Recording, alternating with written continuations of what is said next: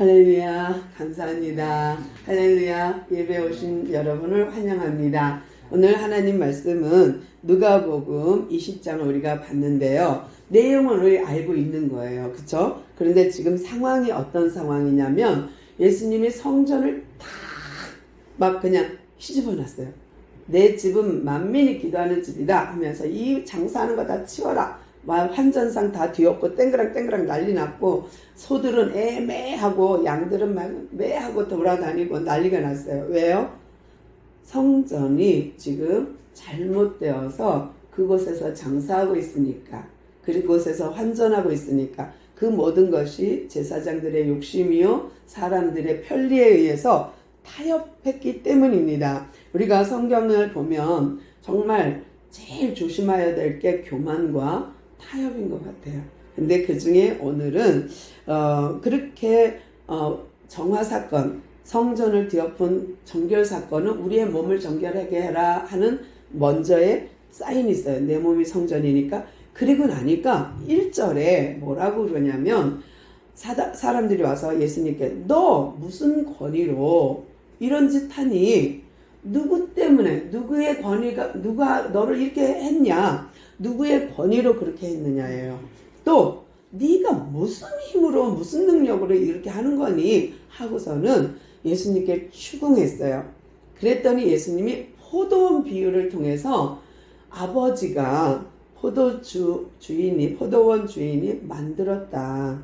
그리고 종을 보냈지만 그들을 때리고 상하게 하고 보냈기 때문에 아들을 보냈는데 그 아들을 너희들이 상속자라고 죽였지 않느냐라는 이야기를 하니까 사람들이 찔림이 왔어요.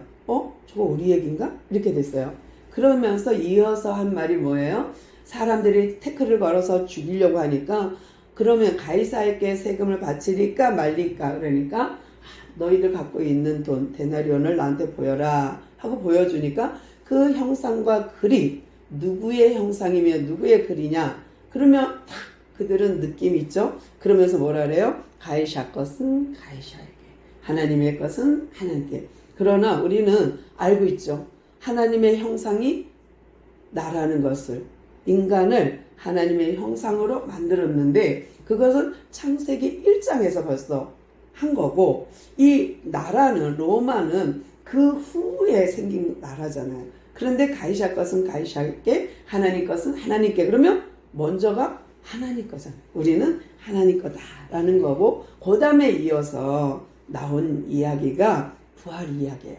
좀 까다롭습니다. 오늘 이 이야기를 하기에는 좀 까다롭지만 그래도 우리가 그냥 넘어갈 수는 없어요. 부활을 꼭 짚고 넘어가야 됩니다. 그래서 오늘은 이어서 하는 거예요. 예수님이 포도원 비유를 통해서 성경을 말한 거고, 그 다음에 가이샤 것은 하는 형상을 말하면서 너희들 형상 회복, 말씀 회복해 하고 나온 것이 부활이에요. 그러니까 이거를 따로 잘라서 볼 수 없어요. 이것을 쭉 연결해야 돼요. 성전을 정화했고, 구약 성경을 말했고, 그 다음에 형상 회복을 말했고, 글을 회복해라, 말씀을 회복해라. 그 다음에 나온 것이 부활이에요.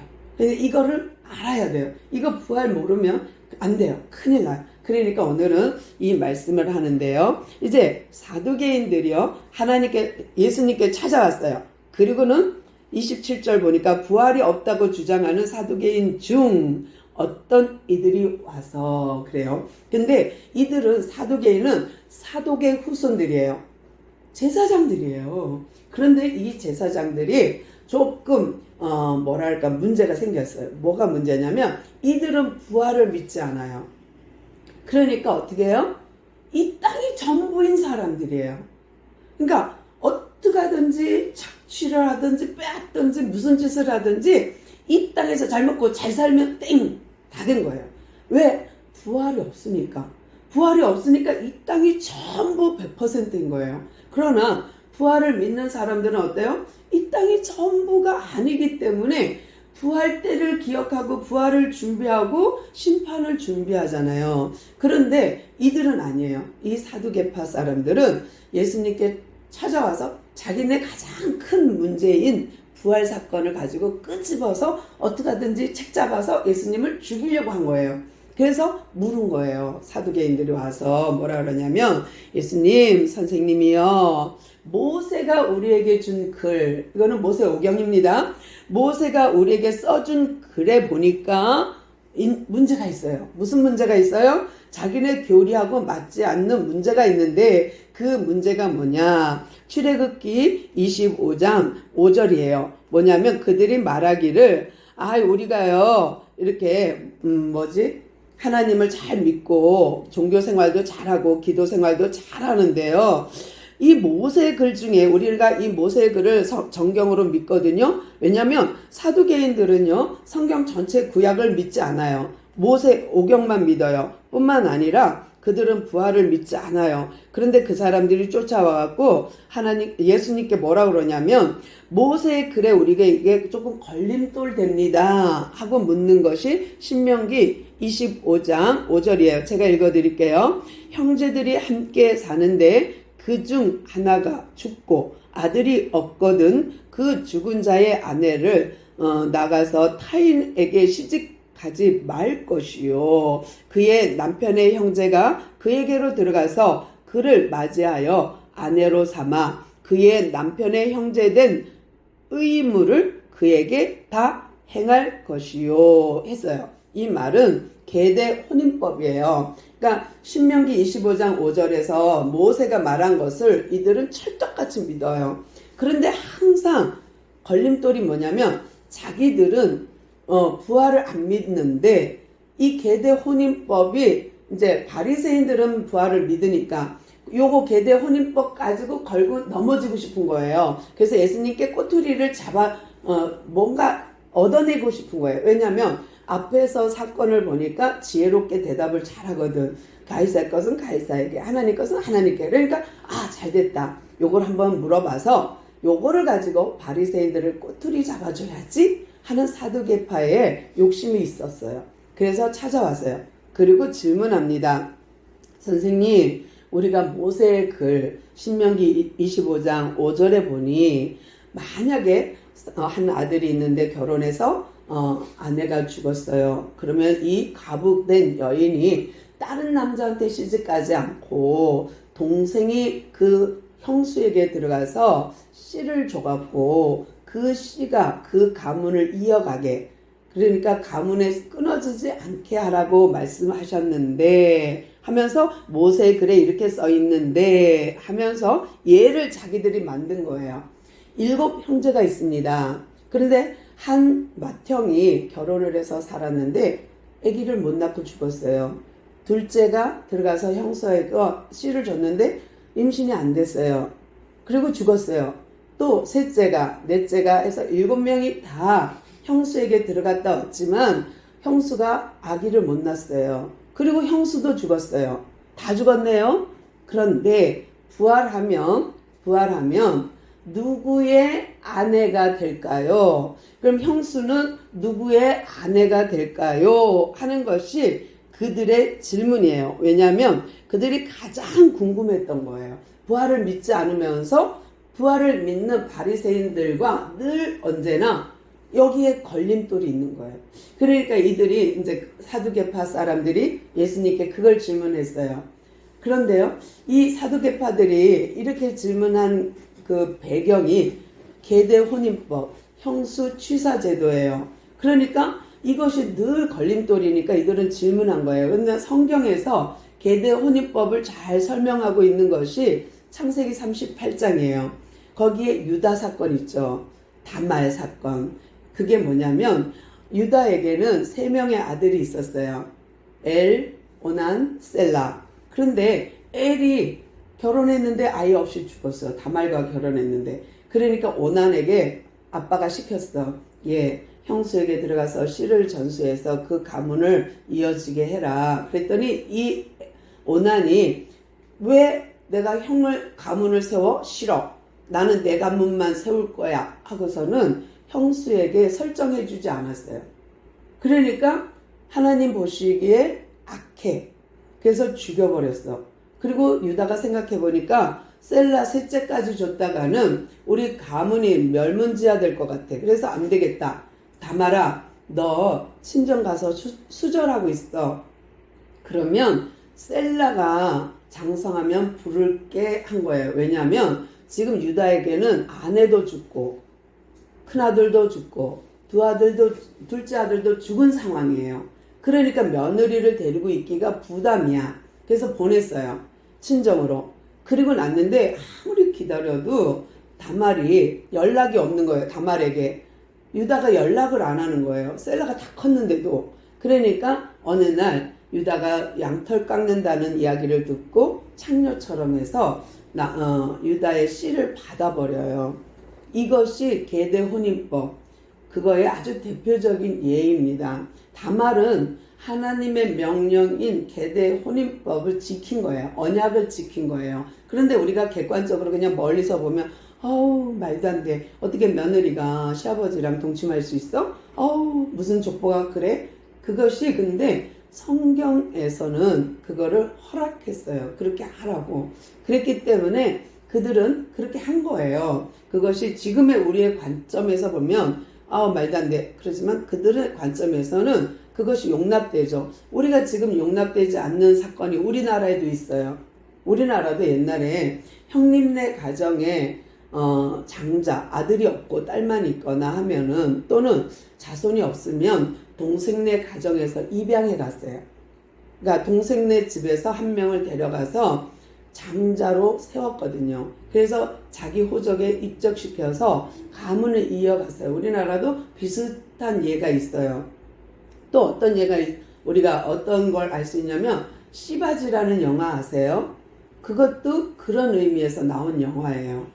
계속 첩을 두거나 씨바지를 통해서 씨를 얻어서 가문을 이어가는 내용의 그런 영화였거든요.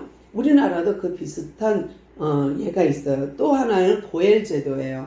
고엘 제도는 뭐냐면 이 가족 중에 아무도 없어. 형제가 아들이 없어. 그러면 친척 중에서 받아와야 돼. 친척 중에서 찾아야 돼. 그런데 친척 중에서 데려올 때는 이 가문도 세워야 돼요. 씨만 주면 안 돼. 재산도 줘야 돼. 그래서 그 가문을 살려야 되는 내용이 룻기예요.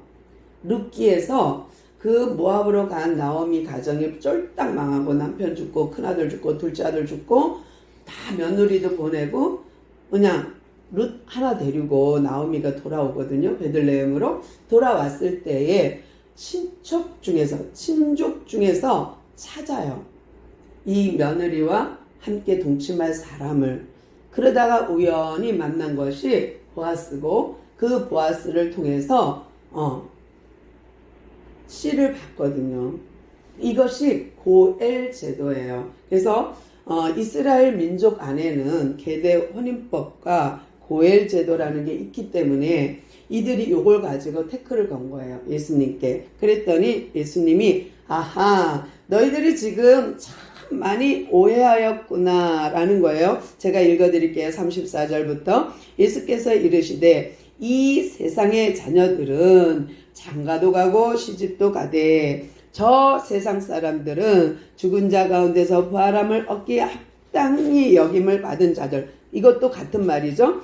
우리가 이제 저 세상에 죽은 자, 죽어서 부활한 사람만 아니라 이 땅에서 살고 있지만 언젠가는 부활을 합당히 여김을 받은, 지금은 살아있지만 그들이 영적인 세상, 저 세상으로 가면 그렇지 않다는 걸 말하는 거예요. 그러니까 다시 읽어드릴게요. 35절부터 저 세상과 및 죽은 자들 가운데 부활함을 받기에 합당히 여김을 받은 자들은 장가가고 시집가는 일이 없으며 그들은 다시 죽을 것도 없어. 죽을 수도 없나니 이는 천사와 동등이요 부활의 자녀로서 하나님의 자녀임이라. 아멘. 지금 중요한 게 뭐냐면 이 세상과 저 세상이라는 거예요. 그러면 우리는 성경 안에서 이거를 찾아볼 수 있죠. 하나님이 태초에 천지를 창조하시니라 함과 동시에 이 땅에는 물질의 세계, 창조의 세계가 펼쳐졌어요. 그런데 하나님은 저 세상에서 이 세상을 창조하셨어요. 그러면 저 세상하고 뚝 자른 다음에 이 세상을 만들고 뚝 자른 다음에 다시 저 세상으로 가는 것이 아니라 저 영적인 세상, 영의 세계에서 육의 세계, 물질의 세계를 만들 때에는 영의 세상도 같이 들어온 거예요. 같이. 그러니까 영적인 존재가 우리 가운데 같이 존재하면서 물질 세계를 만들었고, 이제 우리가 이 물질 세계에서 죽고 나면 다시 그 영적인 세계로 돌아가는 거예요. 그래서 영의 세계에서 물질과 영의 세계로 다시 죽음의 영의 세계로, 이것이 처음과 나중이요 영원한 시간표예요. 그런데 이것을 우리가 이해를 먼저 해야 돼요. 이 세상은 물질 세계, 저 세상은 영적인 세계. 근데 영의 세상은 시집가고 장가가지 않는다. 왜? 영이니까. 또 하나는 천사와 동등되대요. 무슨, 그는 우리가 날개가 달려서 갑작스레 죽으면 날개가 뿅뿅뿅 나와갖고 막 휙휙 날아다니고, 그게 아니라, 그런 게 아니라 영적인 존재가 된다, 이 말이고요. 또 무엇을 몰라요? 이 세상과 저 세상은 시집가고 장가가는 일이 없고, 또 천사 같고, 또 하나는 죽을 수도 없어. 이제 영생이야. 어떻게 영생? 저 세상에서 이 세상을 만들고 이 세상에서 죽고 나면 반드시 심판이 있어요.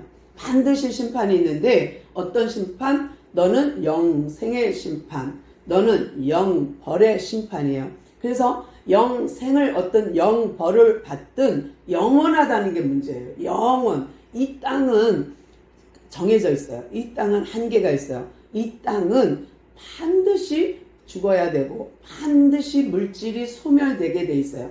어떤 거든 영원한 건 없어요. 이 책상 같은 것도 영원하잖아요. 언젠가는 사가서 없어질 거예요. 수천 년이 지나면 다 사라질 것들이에요. 그런데 이렇게 이 물질 세계는 없어지는 세상이지만 영원한 저 세상은 영원히 한다는 게 문제예요.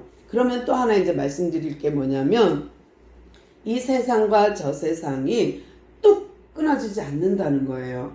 무슨 말이냐면, 내가 영적 존재로 창조되었어요. 우리는 영적인 존재거든요. 하나님의 형상으로 지음받았어요. 그런데 이 하나님의 형상이 깨지는 순간, 선악과 사건으로 깨지는 순간 우리 안에 있던 영이 깨졌어요. 하나님의 형상이 깨졌어요. 그러면 우리는 뭐라고 부르냐면 살아있으나 죽은 자예요. 그러니까 이 땅에 사는 물질 세계에 몸뚱아리는 있지만 우리 안에 하나님의 형상이 깨지는 순간 우리는 죽은 자예요. 그래서 꽃꽂이 아시죠? 꽃을 뚝뚝 잘라갖고 침봉이나 오아시스에 꼽아놔요. 그러면 누구도 그걸 보고 참 너는 생명력 있다 라고 말하지 않아요. 왜? 그는 이미 죽을 거니까. 왜? 뿌리에서 끊어졌으니까. 우리 인생도 똑같아요. 하나님의 형상으로 지음받은 인간은 하나님께 뿌리를 두지 않으면 하나님과 끊어지는 순간 살아있으나 죽은 거예요. 그래서 아무리 화려하고 아무리 예뻐도 살아있으나 죽은 자예요. 그런데 이 땅에 이렇게 잘라진 꽃처럼 또 하나님과 끊어진 상태로 살다가 죽어요. 그러면 사람들이 뭐라 그래요? 아유, 혼이 떠났네. 영과 육이 분리됐네. 죽었네요. 그러면 죽으면 어떻게 되느냐? 육은 땅에 썩죠. 흙이 됩니다. 그러나 우리의 영은 영벌이냐 영생이냐예요. 반드시 거기에 쓰거든요. 심판대 앞에. 그러면 그 자리에 쓸 때는 영원한 세계로 들어갑니다. 또 다시 설명하면은 저 세상에서 이 세상 만들 때에 영적인 존재로 인간을 만들었어요. 영이 담겨져 있는 그릇으로 만들었어요. 그런데 이것이 예수로 인하여서 회복되면, 예수님을 믿고 영접하고 내가 그분을 주인으로 모시면 이 영이 다시 영접이 돼요. 영접하는 자 곧 그 이름을 믿는 자들에게는 하나님의 자녀되는 권세를 주셨거든요. 그러면 우리가 영적으로 다시 회복하잖아요. 예수님의 형상, 하나님의 형상이 우리 안에 들어오잖아요. 그러면 우리는 산 자가 되는 거예요. 살아있으나 산 자가 되는 거예요. 그런데 하나님의 형상이 회복되지 않은 사람은 살아있으나 죽은 자예요. 또 다른 말로 말하면 믿는 사람은 살았어도 산 자고 믿지 않는 자는 살았어도 죽은 자예요. 근데 이게 이제 나중에 우리의 생명이 다했어요. 또는 지구의 종말이 왔어요. 또는 개인의 종말이 왔어요. 죽었어요. 그러면 이게 이제 연결된다는 게 큰 문제예요. 왜냐하면 이 땅에 산 것으로, 이 땅에서만 구원의 기회가 있는데 이 땅에 산 것으로 영벌이냐 영생이냐가 갈라지기 때문이에요. 그래서 끊어진 게 아니에요. 뚝뚝 끊어진 게 아니라 우리가 산 것 가지고 이 땅의 영적인 존재로 산 것 가지고 결과를 판가름해요. 상급을 결정해요. 그래서 우리는 영원히 영생으로 가느냐 영벌로 가느냐는 이 땅에 내가 선택한 거에 대한 내 자유의지에 의해서 선택한 거에 대한 대가예요. 그래서 이거를 끊을 수가 없는 거예요. 그래서 저 세상과 이 세상과 저 세상을 끊을 수가 없다. 그런데 하나님인 예수님은 영적인 존재에서 이 땅에 왔고 다시 영적으로 부활할 거기 때문에 아는 거예요. 무엇을 먹어본 사람은 맛있는 것 마냥 아보카도를 먹어본 사람은 아보카도의 맛을 설명하지만 아보카도를 먹어본 적이 없는 사람은 그거를 설명할 길이 없잖아요. 이런 것처럼 예수님은 하나님 영적인 상태에서 왔기 때문에 영을 설명할 수 있는 거예요. 그래서 뭐라고 말하냐면 너희들이 오해했구나 라는 얘기를 하는 거를 보게 되는데 이 같은 문장이 어디도 있냐면 마태복음 22장에도 있거든요. 마태복음 22장 29절 볼게요. 예수님께서 영적인 상태를 어떻게 설명했는지 볼게요. 예수께서 대답하여 이르시되 너희가 성경도 하나님의 능력도 알지 못하는 고로 오해하였도다. 부활 때에는 장가도 아니가고 시집도 아니가고 하늘에 있는 천사들과 같으니라. 죽은 자의 부활을 논할진대 하나님이 너희에게 말하신 바 나는 아브라함의 하나님이요 이삭의 하나님이요 하나님 야곱의 하나님이로다 하신 것을 읽어보지 못하였느냐. 하나님은 죽은 자의 하나님이 아니요 살아있는 자의 하나님이시니라 하시니 무리가 듣고 그의 가르침을 놀라더라. 아멘. 같은 문장이지만 저희가 본 것은 누가복음이고요. 제가 읽어드린 것은 마태복음입니다. 그런데 이 내용에서도 보면 똑같죠. 시집가고 장가가지 않습니다. 또 죽지도 못합니다. 또 부활한 다음에는 천사와 동등돼요. 또 하나는 뭐예요? 산 자의 하나님이라는 거예요. 죽은 자의 하나님 아니라는 것만 알면 이제 오늘 영적인 세계 부활에 대해서 어느 정도 설명이 되거든요. 산 자의 하나님. 그러니까 예수님이 지금 모세 오경만 믿고 있는 사두개파에게 무슨 말하냐? 야, 모세가 이렇게 말했다며 그러니까 아브라함의 하나님이요 이삭의 하나님이요 야곱의 하나님이라고 말했다지. 네, 그렇습니다. 그러면 이것은 죽은 자의 하나님이 아니라 산 자의 하나님이란 뜻이다라는 거예요. 무슨 말이냐면 아브라함, 이삭, 야곱을 통해서 너희 조상의 하나님도 되지만 과거의 하나님도 되지만 이제 그 약속이 지금 성취되잖아. 지금 성취되니까 뭐예요? 지금 이루어졌잖아. 그것이 뭐예요? 현재의 하나님도 된다. 언약의 하나님. 그러니까 아브라함과 언약한 거, 이삭과 언약한 거, 야곱과 언약한 것이 지금 너희들 가운데 언약이 이루어지고 있지.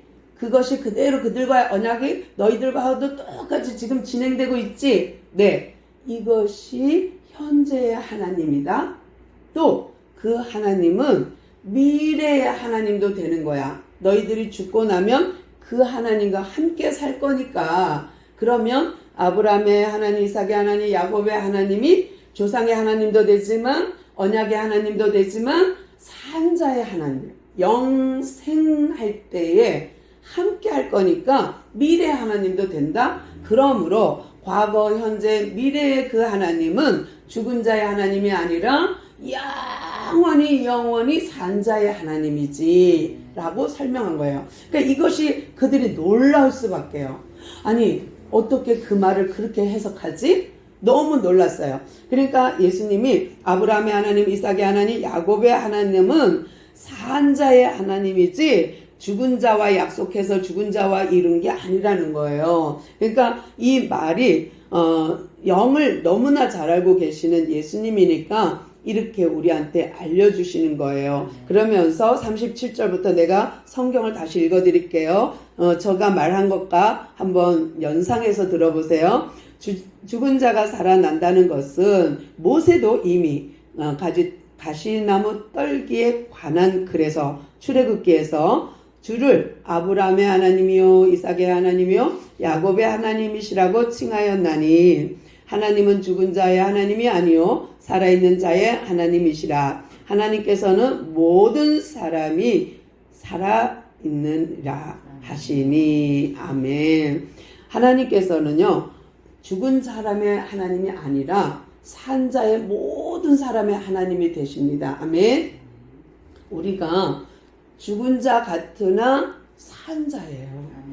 또 우리가 이 땅에 걸어 다니지만 예수를 모르면 산 자 같으나 죽은 자예요. 그래서 영원하신 하나님, 이 세상 저 세상, 이 땅 저 하늘, 이거를 이해하지 못하면, 육의 세계, 물질의 세계와 영의 세계를 이해하지 못하면 하나님을 믿을 수가 없죠. 그러면 이제 아나스타시스라는 말이 있어요. 아나, 다시, 스타, 스탠드, 세워, 다시 일어나다, 이런 의미야. 아나스타시스. 근데 아나스타시스는 뭐냐면 부활이란 말이거든요. 근데 이 부활이 우리가 그러면 반드시 죽어서 일어나는 거, 다시 일어나는 게 부활이냐? 맞아요. 그것도 맞아요.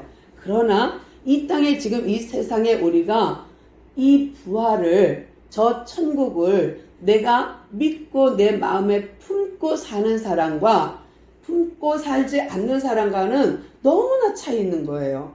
다시요. 저 천국을 또는 내가 천국 신앙과 부활 신앙을 내가 품고 사는 사람과 그것을 안 믿고 사는 사두개인과는 천지 차이인 거예요. 그러니까 사두개인들 너희들 부활 안 믿지? 이거를 지금 예수님이 설명하시는 거예요. 그런데 너희들이 이 부활을 안 믿고 사니까 너희들 이 땅에 욕심 잔뜩, 이 땅이 전부라고 돈 모으고 잘 살려고 하고 명예 가지려고 그러고 악착같이 남의 것을 빼앗고 권력을 휘두르고 로마에 빌붙어갖고 지금 너희들 하는 짓거리 뭐냐? 이 땅이 전부라고 생각하니까 그렇게 사는 거지. 그러나 저 천국, 부활이 있다고 생각한다면, 심판이 있다고 생각한다면 너희들 그렇게 살지 못해. 그러니 너희들은 부활신앙을 가져야 해. 이 이야기를 지금 예수님이 사두개파에게 하고 있는 중이에요.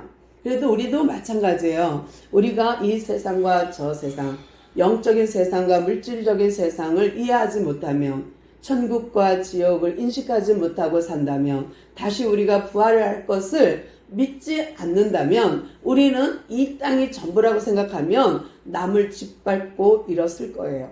남을 갖다가 남의 것 빼앗아서 내 주머니에 채우는 것으로 살 거예요. 그러나 우리가 부활을 믿는다면, 심판을 믿는다면, 영생을 내 가슴에 품고 이 땅에 산다면 우리는 절대로 그런 삶을 살 수가 없어요.